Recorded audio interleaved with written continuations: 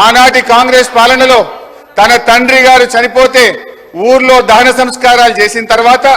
current లేకపోతే గంటల సేపు ఎదురు చూసి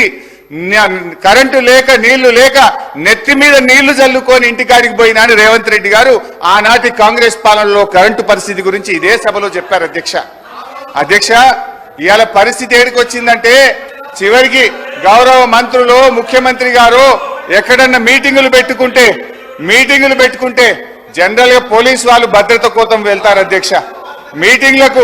మీటింగ్లకు పోలీసు వాళ్ళు పోయి భద్రత కోసం వాళ్ళు నిలబడితే అధ్యక్ష ఈ రోజు కరెంటోళ్ళు పోయి మాత్రం నిలబడుతున్నారు అధ్యక్ష పోలీసు వాళ్ళతో పాటు ఏడ మంత్రి గారి మీటింగ్ ఉన్నా ముఖ్యమంత్రి గారి మీటింగ్ ఉన్నా కరెంట్ వాళ్ళు జనరేటర్లు పట్టుకొని మాత్రం ఉంటున్నారు అధ్యక్ష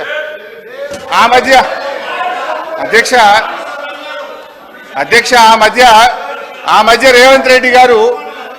అప్పుడు మా పార్టీలో ఉన్న కొత్తగా ప్రభుత్వం ఏర్పడ్డాక మా పార్టీలో ఉన్న కేశవరావు గారి ఇంటికి పోయింది ముఖ్యమంత్రి గారు లోపల పోయింది బయట కరెంటు పోయింది అది పత్రికల్లో ప్రముఖంగా వచ్చింది సరే అధ్యక్ష